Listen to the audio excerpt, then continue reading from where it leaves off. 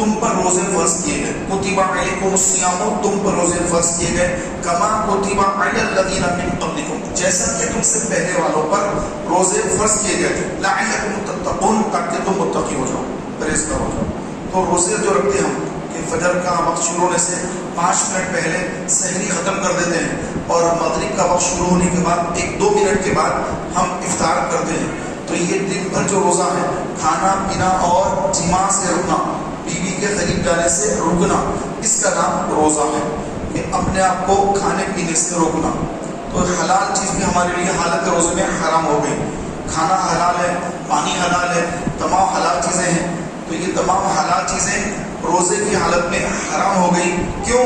کیونکہ اللہ تعالیٰ کی رضا کے لیے, اللہ کو راضی کرنے کے لیے, کہ اللہ تعالیٰ کو رمضان کے مہینے میں یہ پسند ہے کہ اس کے حبیب کے امتی دن بھر بھوکے رہیں, پیاسے رہیں, ان کے منہ میں بو ہو جائے, الگ قسم کی بو ہو جاتی منہ میں ہاتھ روزہ رکھتا ہے. آقا علیہ السلام نے ارشاد فرمایا کہ روزے دار کی منہ کی بو اللہ کے نزدیک مشک سے زیادہ پسندیدہ ہے. ہم بات کرتے ہیں, سامنے ہمارے قریبا کے کوئی بات کرتا ہے تو ہماری منہ کی بو اس کو آتی ہے, اس کی منہ کی بو ہم کو آتی ہے, ہمیں ایک عجیب سی تکلیف پہنچتی ہے کہ اس بو نہیں آ.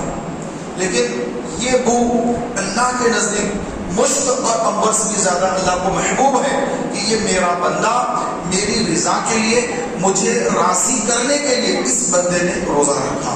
تو اللہ تعالیٰ قیامت کے روز ایک جنت کا دروازہ جس کا نام باب الریان ہے, اس باب الریان سے اس روزے دار کو, ہر روزے دار کو جو دنیا میں روزہ رکھتے ہیں, اللہ تعالیٰ اس دروازے سے ان کو داخل جنت کرے گا. جب سارے روزے دار گزر جائیں گے, وہ روزے داروں کا دروازہ باب الریان بند کر دیا جائے گا اور کوئی دوسرا آدمی اس دروازے سے داخل جنت نہیں ہو سکے گا.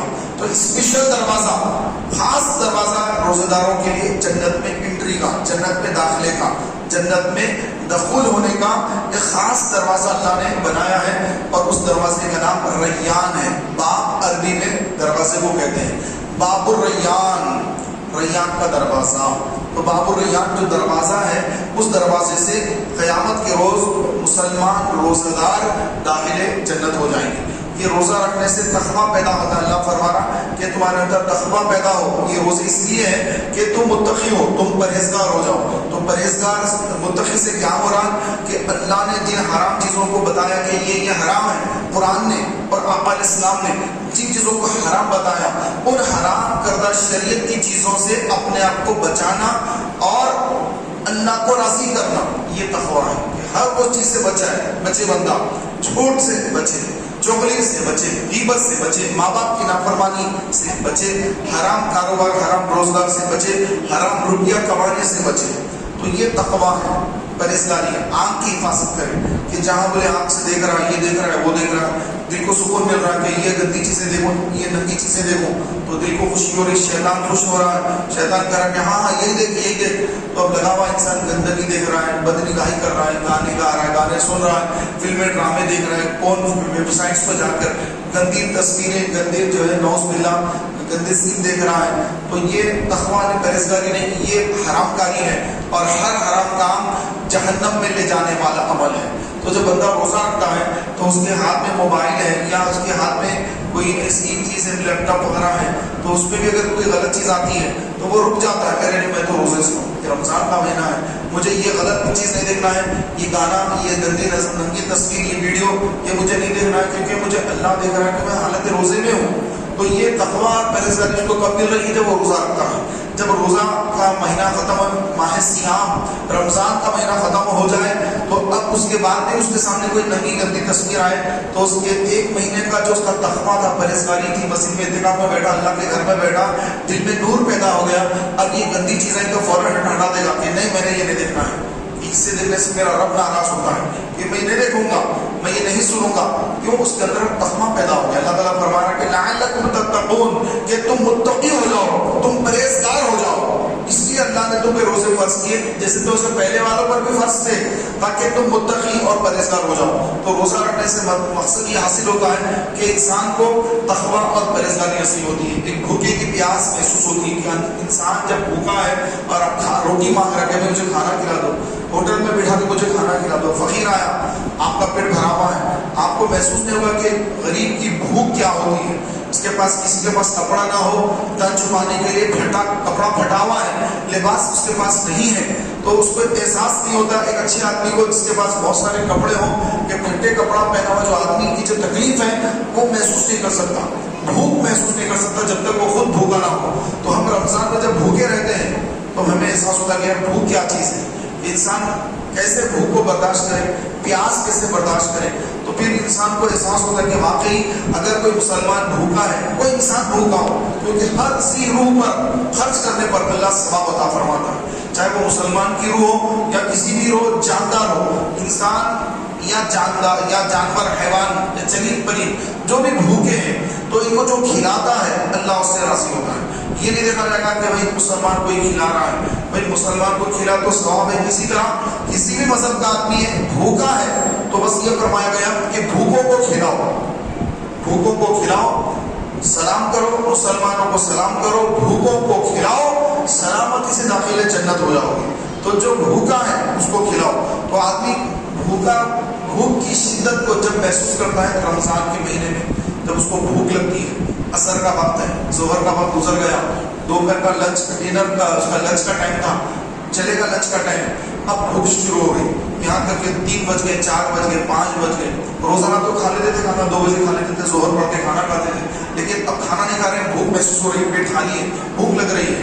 اب یہ اور بھوک شدت اختیار کرتی ہے، جیسے جیسے ٹائم گزرتا ہے بھوک بڑھتے رہتی ہے، یہاں تک کہ افطار کا جب ٹائم آ جاتا ہے، آدمی جو ہے پھر بھی اس کو ایک امید آ جاتی ہے، چلو بھائی افطار کا ٹائم ہو رہا ہے، چلو میں پانی پی لوں گا، کھجور کھا لوں گا، افطاری کھا لوں گا اور میں جو ہے بالکل اب صحیح ہو جاؤں گا۔ لیکن ایک آدمی کے پاس جب پیسے نہ ہو اور اس کے پاس خرچ کرنے کو، تو خرید کے کھانے کو اس کے پاس کچھ نہ ہو، تو پھر افطار کا وقت بھی ہو جائے تو اس کے لیے تو کچھ ہے ہی نہیں، اس کے پاس تو پیسہ نہیں ہے، اگر کوئی کھلائے گا تو یہ کھائے گا۔ تو یہ امید جو روزے دار کو ہوتی ہے کہ افطار کا ٹائم قریب آ رہا ہے، دستر گھس رہا ہے، لوگ تیاری کر رہے ہیں، تربوز کر رہے ہیں، پھل فروٹ لا رہے ہیں، تو اس کو آہستہ آہستہ ہمت آتی ہے۔ لیکن ایک غریب آدمی جس کے پاس کچھ بھی نہ ہو اور وہ بیچارہ بھوک سے تڑپ رہا ہے، تو اس کی بھوک کو کون محسوس کرے؟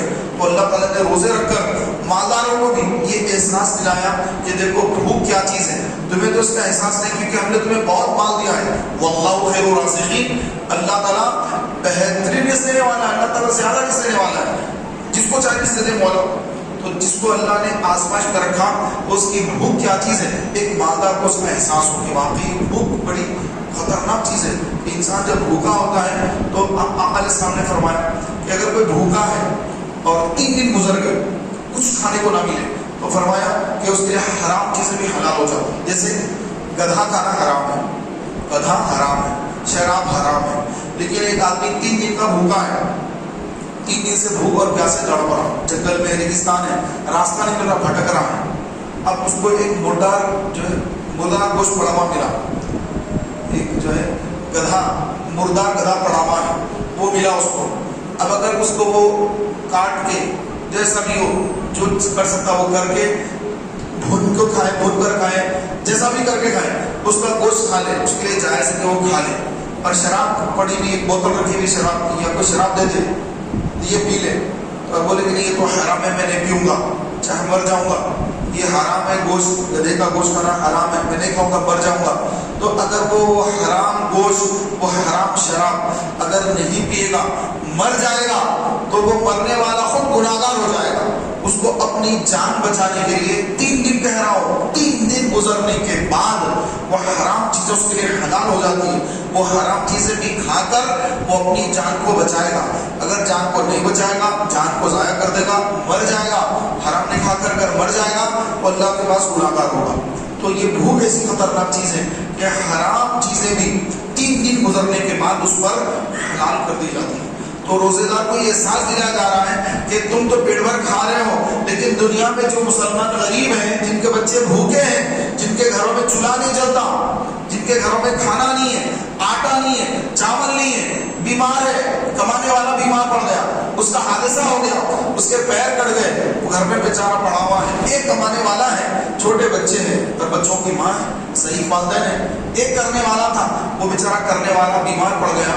تو ایک آدمی جس کے پاس بہت زیادہ مال ہے لیکن وہ اپنے مال کو روک کے رکھا ہوا کہ میں اگر زکات دوں گا تو اتنے لاکھ میری زکات چلی جائے گی، بڑی محنت سے کمایا، بہت ہی زیادہ محنت کر کے، میرے دماغ سے میں کمایا، میری عقل مندی، میری ذہانت، سے میں کمایا، میں کیسے اٹھا کر دے دوں یار، 1 لاکھ روپے اس کو کیسے دوں، 2 لاکھ کتنے اس کو کیسے دوں، کروڑوں روپیہ ہے اس کے پاس، لیکن زکات نکالنے کو اس کا جی نہیں چاہ رہا ہے۔ تو میرے پیارے بھائیوں، اللہ تعالیٰ جس طرح اس غریب کو آزما رہا ہے کہ یہ غریب اس کا ہاتھ پیر کٹ گیا، ٹوٹ گیا، یہ بستر پہ پڑ گیا، دوا خانے میں زیر علاج ہے، اس کے بچے بھوکے ہیں، والدین پریشان ہیں، اہلیہ پریشان ہے، یہ آزمائش میں ہے، تو اسی طرح ایک کروڑپتی ارب پتی مالدار آدمی ہے، وہ بھی اللہ کی آزمائش میں ہے کہ اللہ نے جتنا اس کو نوازا، اب اس کے بعد اگر وہ غریبوں کا حق ادا نہیں کر رہا ہے، مستحقین کو زکات ادا نہیں کر رہا ہے، تو وہ جس طرح اگر یہ آدمی کوئی گناہ کرے تو اس کو جو عذاب ہوگا، یا ناشکری کرنے پر جس کو عذاب ہوگا، غریب کو یہ آزمائش میں ہے، اس طرح مالدار کی آزمائش میں کہ اگر وہ نہیں دے گا اللہ کی بارگاہ میں سخت پکڑ ہوگی۔ حدیث پاک ہے قیامت کے روز جو لوگ زکات ادا نہیں کرتے ان کے پیٹ اتنے بڑے کر دیے جائیں گے جیسے بڑے گنبد ہوتے ہیں، جیسے گنبد ہے، گنبد کے طرح ان کے پیٹ باہر نکل جائیں گے، سانپ اور بچھو ان کے پیٹ میں پھریں گے، لوگوں کو نظر آئے گا، لوگ پوچھیں گے فرشتوں سے، فرشتوں یہ کون لوگ ہیں؟ فرشتے فرمائیں گے یہ وہ لوگ ہیں جو دنیا میں بڑے مالدار تھے، وہاں پہ تو ان کے پاس کوئی پیسہ نہیں ہے، ایسا نہیں کہ وہاں پہ بڑی اچھی عالیشان کار میں آئیں گے، اچھا لباس پہن کے آئیں گے، یوں اینک لگا کے 2 موبائل لے کے یوں کر کے اینک کے اوپر لگا کے یوں مٹکتے یوں چل کے آ رہے ہیں، ایسا کچھ نہیں ہوگا۔ ارب پتی کھرب پتی بھی وہی حال میں ہوگا، ایک غریبی قیامت کے دن وہی حال میں آئے گا۔ تو فرشتے فرمائیں گے کہ یہ کون لوگ ہیں جن کے پیٹ اتنے بڑے باہر کو نکل گئے، سانپ اور بچھو اس کے اندر پھر رہے ہیں؟ تو فرشتے فرمائیں گے کہ یہ وہ دنیا میں مالدار تھے، بڑے مالدار تھے، لیکن انہوں نے دنیا میں زکات ادا نہیں کیا، غریبوں کا حق نہیں پہنچایا جو ان کے پاس اللہ نے ان کے ذریعے غریبوں کو اللہ نے دینا تھا، تو انہوں نے مال کو روک رکھا، اور وہاں غریب مسلمان دوا کے لیے اس کے پاس پیسہ نہیں، اس کے بچے سحری افطار کرنے کے پاس ان کے پاس پیسہ نہیں، اور وہ کام کرنے والا روز محنت کرتا، روز لاتا، اس کا چولہا جلتا، لیکن وہ بیمار پڑ گیا تو کوئی مسلمان اس کی مدد کرنے والا نہیں۔ تو ہمارا مذہب اسلام ایسا پیارا مذہب ہے کہ اللہ تعالیٰ عز و جل نے زکات کا نظام ایسا پیارا رکھا کہ نظام ایسا بہترین نظام بنا دیا کہ جس کے پاس مال ہے وہ اپنے مال کے جو اس کے پاس سیونگ ہے، سیونگ میں سے اس کی جو انکم ہو رہی ہے، ٹیکس تو انکم پہ لگتا ہے، انکم ٹیکس نام ہی انکم ٹیکس ہے، جو انکم ہو رہی اس پہ ٹیکس دینا ہے آپ کو، لیکن اللہ تعالیٰ نے یہاں پر ہماری انکم پہ ٹیکس نہیں رکھا، بلکہ کس پہ زکات رکھی؟ آپ جو بالکل خرچ کرنے کے بعد جو بچا کے رکھتے ہیں، کھائے پیے، یہ خریدے وہ خریدے، کار خرید لیا زکات نہیں، گھر خرید لیا زکات نہیں، ڈائمنڈ خرید لیے آپ کے پاس کوئی زکات نہیں، اور ایک پلاٹ خرید لیا اس پہ بھی زکات نہیں۔ زکات کس پہ بھی نہیں ہے، زکات کس پر ہے؟ سونے چاندی مال تجارت اور کیش پر ہے۔ اگر پلاٹ اس لیے سے خریدا، گھر اس لیے سے خریدا، یا کاروں کا کاروبار ہے اس لیے سے خریدا کہ لینا بیچنا، کہ بمبئی میں سستی کاریں ملتی ہیں، دلی میں سستی کاریں ملتی ہیں، وہاں سے لاتے ہیں، یہاں پر نمبر پلیٹ بدل کے اس کو بیچ دیتے ہیں تو 2-4 لاکھ کا فائدہ ہو جاتا ہے، تو اب وہ 10 لاکھ 20 لاکھ کی جو کاریں لا رہے ہیں وہ کاروں مال تجارت یا تجارت کر رہے ہیں، آپ کو اس کا جو اس کی زکات دینا پڑے گا۔ تو زکات کس پر ہے؟ زکات انکم پر نہیں، سیونگ پہ ہے، وہ بھی کم 1 سال گزر جانے کے بعد اگر آپ کے پاس اتنا پیسہ ہے کہ اتنے پیسے میں آپ 52 تولے چاندی خرید سکتے ہیں، 38,000 روپے آج کی ریٹ میں 2024 کے حساب سے، آج کی ریٹ کے حساب سے اگر کسی کے پاس 38,000 ہے، 1 سال گزرنے کے بعد قرضہ نکالنے کے بعد اگر اس کے پاس 30,000 روپیز اگر ہے تو اس پہ زکات لازم ہے کہ 40,000 پر 1,000 روپیہ زکات ہے، 1 لاکھ پر 2,500 روپے زکات ہے، 1 لاکھ پر 2,500 روپے زکات ہے۔ سونا ہے 2 تولے اور کچھ نہیں ہے، زکات نہیں ہے۔ اگر سونا 7 تولے ہے اور چاندی پیسہ اور تجارت کا مال کچھ نہیں ہے تو زکات نہیں ہے۔ اب 7.5 تولے سونا ہے تو 7.5 تولے سونے پر آپ کو زکات ہے۔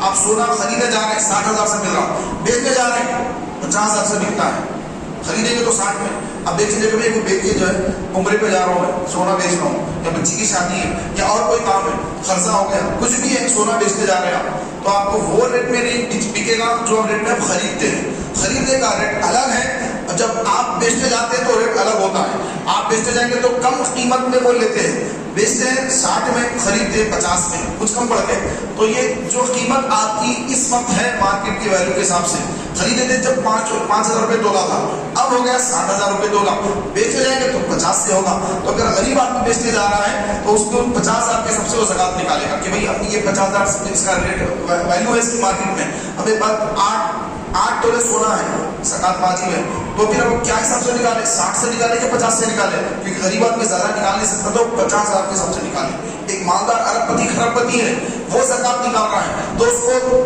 اب جو ریٹ خریدنے کا جو ریٹ ہے 60,000، وہ اس کے حساب سے زکات نکالے. یہ ایک تقویٰ ہے، یہ پرہیزگاری ہے، یہ اچھا انداز ہے زکات نکالنے کا. تو پیارے بھائیوں، کہ جو لوگ زکات ادا کرتے ہیں اور غریبوں کی مدد کرتے ہیں تو اللہ تعالیٰ کے نزدیک ان کا بے شمار ثواب ہے. قیامت کے روز اللہ تبارک و تعالیٰ ان کے صدقے کے سائے میں ان کو جگہ عطا فرمائے گا، اور قیامت کے روز اللہ تبارک و تعالیٰ ان کو پاک کر دے گا اور ان کی بخشش فرما دے گا. اور دنیا میں جو انہوں نے زکاتیں دی، فطرہ دیا، رائے خدا میں مال خرچ کیا، تو 1 روپے کے بدلے میں اللہ تعالیٰ دنیا میں 10 روپے عطا فرمائے گا.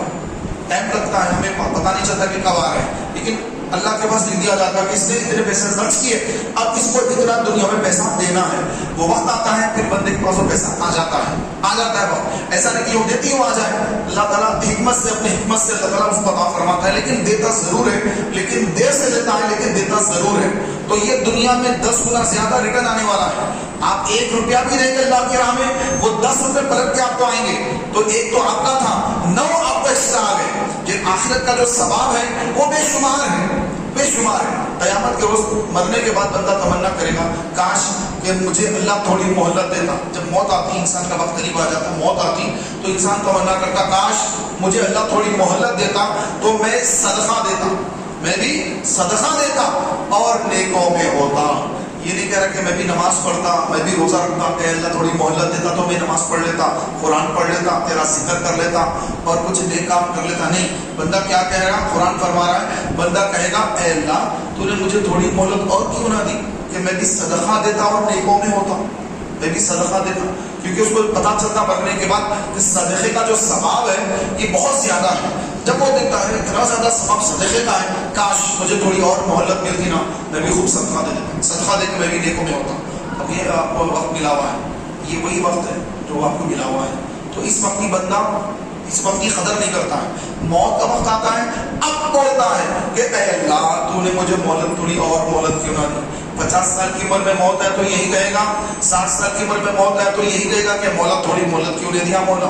70 سال کی عمر دیا اللہ، پھر کہے گا مرتے ہو اللہ مجھے تھوڑی مہلت دیتا تو میں بھی صدقہ دے کے دیکھوں گا. 80 سال کی عمر اللہ دے، پھر مرنے کے بعد کہے گا اللہ مجھے تھوڑی مہلت دیتا تو میں بھی صدقہ دے دیتا، نیکوں میں ہو جاتا. 100 سال کی عمر اللہ دے دی، تب بھی بندہ موت کے وقت کہتا کہ اے اللہ مجھے تھوڑی مہلت دیتا تو میں نیکوں میں ہوتا، صدقہ دیتا اور نیکوں میں ہو جاتا.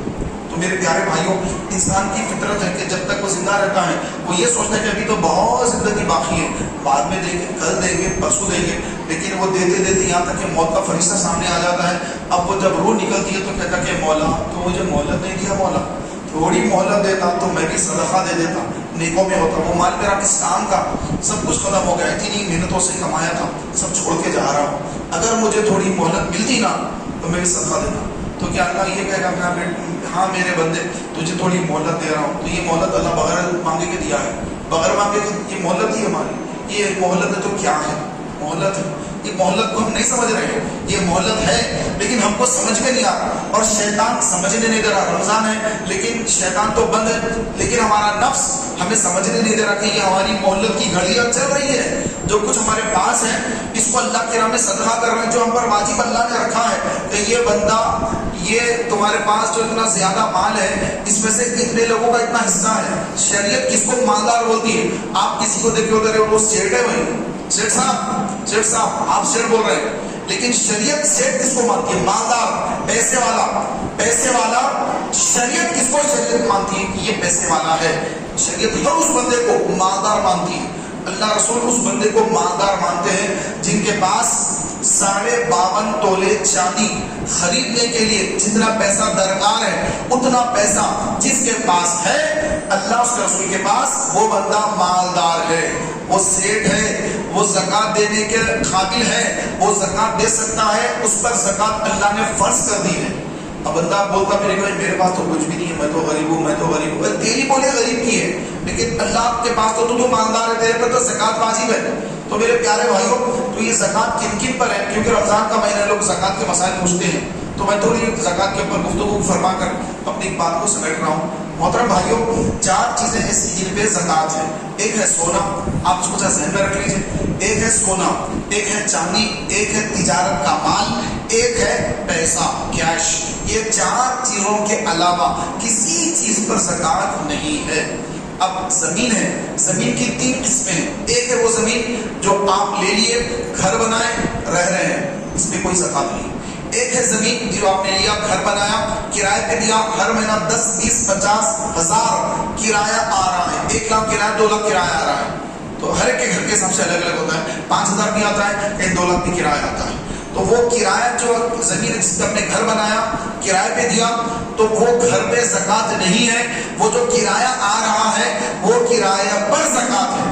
اس کے آگے بتاؤں گا اور کیسا ہے، تو وہ کرایہ پہ زکوٰۃ ہے۔ اور تیسری وہ زمین جو آپ نے اس نیت سے خریدا کہ یہ علاقہ جو ہے آؤٹ کٹ سے، یہاں پہ زمینوں کی قیمتیں بڑھ رہی ہے، یہ حیدرآباد کے تھوڑا باہر زمینوں کی قیمتیں بہت بڑھ رہی ہے، چلو یہاں پہ 1 ایکڑ زمین لے لو، 2 ایکڑ زمین لے لو، 100 گز زمین لے لو، 200 گز زمین لے لو، یوں لیں گے 2-4 سال میں اس کی قیمت اگر 10 لاکھ میں لیے تو 15 لاکھ ہو جاتی ہے، تو 10 لاکھ میں لوں گا، 15 لاکھ میں اس کو پھر بیچ دوں گا، پھر 15 لاکھ میں لوں گا، 20 لاکھ میں بیچ دوں گا، تو یہ زمین کیا ہو گئی؟ اب یہ زمین مال تجارت ہو گئی، اس پر زکوٰۃ فرض ہے۔ ایک زمین وہ تھی جس پہ آپ خود رہ رہے تھے، اس پہ زکوٰۃ نہیں ہے۔ وہ زمین، وہ گھر، ایسے 10 20 یا 50 100 200 گھر ہوں، بڑے بڑے جو مال ہوں، ان پر زکوٰۃ نہیں ہے۔ اس کا جو کرایہ آپ حاصل کر رہے ہیں اس کرایے پر زکوٰۃ ہے۔ اور پھر تیسری زمین کی جیسا میں نے بیان کی کہ وہ زمین یا وہ گھر لیتے بیچتے آپ، ایک گھر لیا 1 کروڑ میں، 1 کروڑ 20 لاکھ ہے تو بیچ دیتے آپ، اس لیے سے گھر خریدے، تو اب اس گھر کی جو مالیت ہے لیتے وقت 1 کروڑ میں تھا، اب 1 کروڑ 20 لاکھ ہو گیا، تو اب 1 کروڑ 20 لاکھ کی آپ کو زکوٰۃ دینا ہے، کیونکہ وہ مال تجارت ہے۔ جیسے دکان پہ کپڑا لا کے رکھے، آپ ایک سوٹ لا کے رکھے، 1000 کا سوٹ لائے، 1500 میں بیچ دیتے، 1000 آپ کی خریداری کی قیمت ہے، بیچتے کتنے میں؟ 1500 میں بیچتے ہیں، تو 1500 کے حساب سے آپ کو زکوٰۃ دینا ہے۔ اسی طرح پلاٹ لیے 10 لاکھ میں، اب اس کی قیمت ہوگی 20 لاکھ، 5 سال میں قیمت ڈبل ہو گئی، 20 لاکھ ہو گئی۔ اب بولے بھائی میں 10 لاکھ میں لیا تھا، نہیں بھائی بیچے گے تو کتنے آئیں گے؟ 20 لاکھ آئیں گے، اب 20 لاکھ کی زکوٰۃ دیجیے آپ۔ تو زمین کا یہ مسئلہ ہے، زمین ہو یا پھر کار ہو یا پھر گھر ہو یا پھر ڈائمنڈ کا کاروبار ہو، آپ جو ہے پتھر جو قیمتی ڈائمنڈ ہوتا ہے، ہیرے ہوتے، خریدتے بیچتے ہیں، تو اس پر زکوٰۃ ہے۔ لیکن لے کے رکھ لیے، رہنے دو، گھر میں کام آئیں گے، اس پہ زکوٰۃ نہیں ہے۔ کار ہے، ایک میں 10 کار ہے آپ کے پاس، ایک کار 1 کروڑ کی ہے، 2 کروڑ کی، 10 کروڑ کی ہے، 100 کروڑ کی ہے، رہتے مالداروں کے پاس، تو جتنے بھی کاریں ہیں ان کاروں پہ زکوٰۃ نہیں ہے۔ بلڈنگیں ان پہ زکوٰۃ نہیں ہے۔ بہت زیادہ زمین ہے لیکن اس نیت سے خریدے کہ بس یہ پراپرٹی ہے، رہنے دو، بعد میں کام آئے گی، بڑھاپے میں کام آئے گی، اولاد کو کام آئے گی، بس لے کے رکھ دیے، لے کے بیچنے کی نیت نہیں ہے، لے کے رکھ دیے ایسے ہی، اس پہ زکوٰۃ نہیں ہے۔ جو اس نیت سے لے رہے ہیں کہ لوں گا، اچھی قیمت آنے پر بیچ دوں گا، اب اس پر زکوٰۃ واجب ہے، وہ مال تجارت ہے۔ تو یہ سونا کتنا ہوگا؟ سونا 5 تولے ہے، آپ کا نہیں ہے، اہلیہ کا سونا ہے، آپ کے پاس زکوٰۃ ہی نہیں ہے۔ 5 تولے سونا ہے، امی 3 تولے ڈالے، سسرا ڈالے 2 تولے ڈالے، ٹوٹل 5 تولے ہو گیا۔ چاندی ہے کیا؟ ہاں چاندی 2 تولے ہے، تو سونا اور چاندی 2 ملانے کے بعد اب زکوٰۃ واجب ہو گئی۔ صرف اگر ایک ہی چیز تھی، ایک ہی نصاب کا سونا تھا لیکن 5 تولے تھا، زکوٰۃ نہیں ہے۔ 7 تولے تھا، نہیں ہے۔ 7.5 تولے سونا اگر ہو گیا تو اب 7.5 تولہ ایک نصاب، پورا نصاب تو پہنچ گیا سونا پورا، 7.5 تولے ہو گیا، 8 تولے ہو گیا، 10 تولے ہو گیا، اب وہ ایک سونے پر ہی زکوٰۃ آپ کو واجب ہے۔ اگر چاندی بھی تھا تو وہ چاندی کی بھی زکوٰۃ دیں گے، لیکن صرف سونا ہی ہے، نصاب سے کم ہے، 7.5 تولے سے کم ہے، کوئی آپ کو زکوٰۃ نہیں ہے۔ نصاب سے بڑھ گیا تو اس سونے پہ بھی زکوٰۃ ہے، اب سونے پہ زکوٰۃ واجب ہو گئی۔ اب دیکھیں کہ آپ کے پاس مال کتنا ہے، سونے کی قیمت لکھ لیجیے، پہلے اس کا نکالنے کا آسان طریقہ، پہلے اب جو ہے ذہن میں صبح سے بیٹھ جائیے، توجہ رکھیے، یہاں پر ڈائری لکھنے میں لکھ لیجیے اگر آپ کو لکھنا ہے، یا ریکارڈ کر لیجیے۔ نصاب کا طریقہ جو زکوٰۃ نکالنے کا آسان طریقہ میں عرض کر رہا ہوں کہ آپ جب صاحب نصاب بنے، صاحب نصاب کون؟ جس کے پاس 7.5 تولہ سونا ہے، یا 52.5 تولے چاندی ہے، یا 52.5 تولے چاندی کے اتنے پیسے آپ کے پاس آ گئے، آپ ڈیٹ لکھ کے رکھ لیجیے کہ فلاں ڈیٹ کو میرے پاس اتنے پیسے آ گئے، ڈائری میں لکھ کے رکھ لیا، موبائل میں سیو کر کے رکھ لیے۔ پھر اب وہی 1 سال کے بعد چاند کی وہی تاریخ، اب دیکھیں گے چاند کی وہ تاریخ رمضان کی 15 کو میرے پاس 40 لاکھ روپے تھے، میں صاحب نصاب ہو گیا تھا رمضان میں، 15 رمضان کو میں صاحب نصاب ہو گیا 2024 میں، 1445 ہجری میں۔ اب 1446 ہجری پورے 1 سال کے بعد رمضان کی 15 تاریخ کو اب آپ دیکھیں گے کہ اب میرے پاس کتنا پیسہ ہے۔